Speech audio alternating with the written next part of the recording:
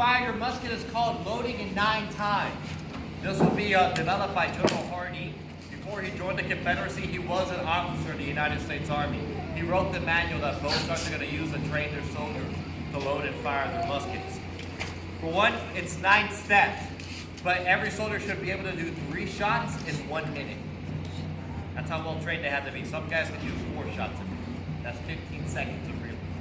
So for one, every soldier would have came into the battlefield with their arms, shoulder arms like this.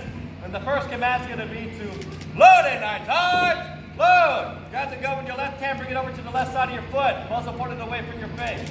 Next is going to be to handle cartridge.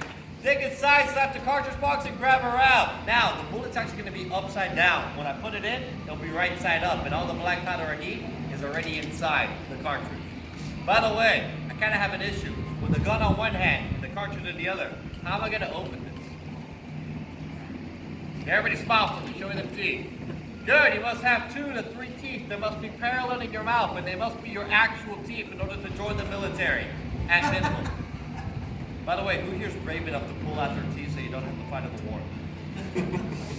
No? None of you? By the way, after 1862, the South pulls a draft because they're starting to run out of men for the Army. Later on, so does the North.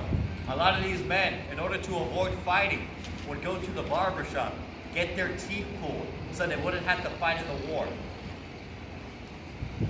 They're willing to live a lifetime of ugly. Cowards have a different sense of courage, but they also tend to live longer as well. So the next command is going to be to tear cartridge. Bring it up to your own. Spit them as best you can. Charge cartridge. Pour the rest of the black powder down and then push the musket ball down with your thumb.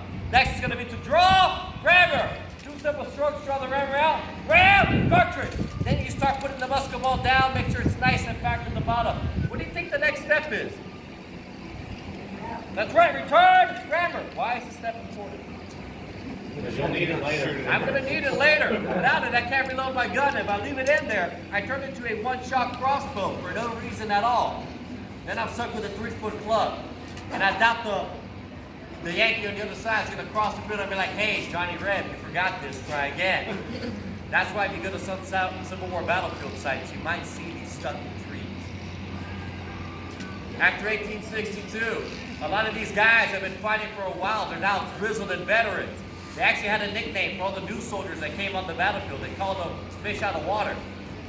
Because like a fish out of water, what does it tend to do? It starts to flop around everywhere, right? They're just kind of going around, getting nervous, trying to put it back. Thing is though, there's another reason why they call them that too. Like a fish out of water, what happens to it? It tends to die. And what happens when you have a fish out of water? Does it tend to smell good? No. That's what they called a lot of new soldiers coming into the battlefield. Because they're like they were flopping around, eventually they'd be dying, and they start to stink up the battlefield. At first you thought that was a fun nickname. Return grammar. That's why they would practice it 5 to 6 hours a day. So that way it's just muscle memory. Next is going to be the prime.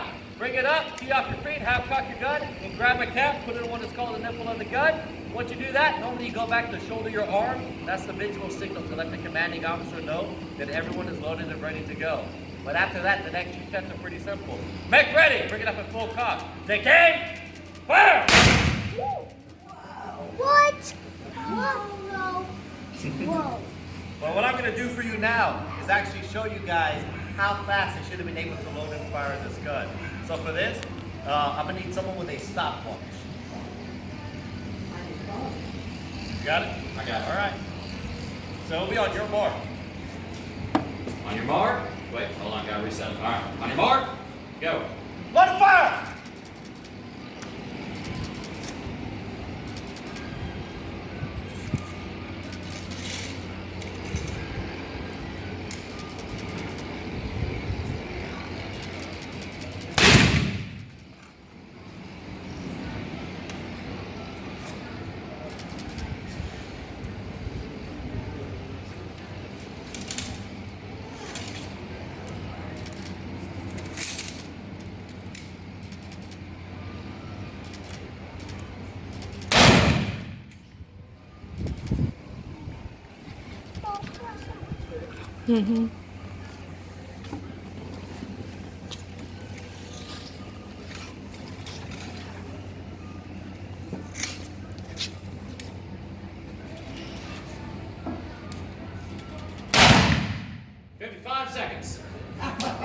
over. Yay. Okay. That was easy. I'm not getting shot at. All right. But you kind of see there's a lot of different ways to load and fire this gun. For one, if I didn't just eat lunch, I'd like to show you guys what the skirmisher would have looked like. For that, skirmishers would have been about 5,200 guys, and their job was simple. Be ahead of the main line. There would be about maybe 5 to 10 paces away from each other. And their job was to harass the enemy until your boys are in position to be able to fire a volley. And these guys would cover each other. They had to learn how to fire their guns as fast as they could, standing up, on a knee behind cover, or on their back if there isn't any on the field. Wow. Able to fire their guns that way. As soon as the main line approaches, that's when everyone's familiar with everybody firing their guns all at the same time. So there's a lot of different ways you can do that. For one, you can fire by rank, to where the first row fires and the second row fires. They can do it to where the first row just takes a knee like you saw me do, they fire their guns, and then the second row, standing up in, then they fire theirs. They can also fire in the advance. For this, you need 3 rows of men.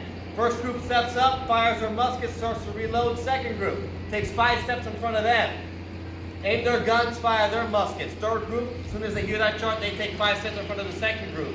Fire their muskets, so that way it's just a slow creep forward. Boom, boom, boom. By the time that third group shots, that first group should already start to be walking up to advance a little bit forward as well.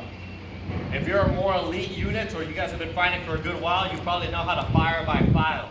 For this, just imagine 2 rows of men, 50 each. I'm in the first row, there's a row right behind me. The way this works, the first 4 at the far end, they fire their guns. Then the next 4, and the next 4, and the next 4, and the next 4.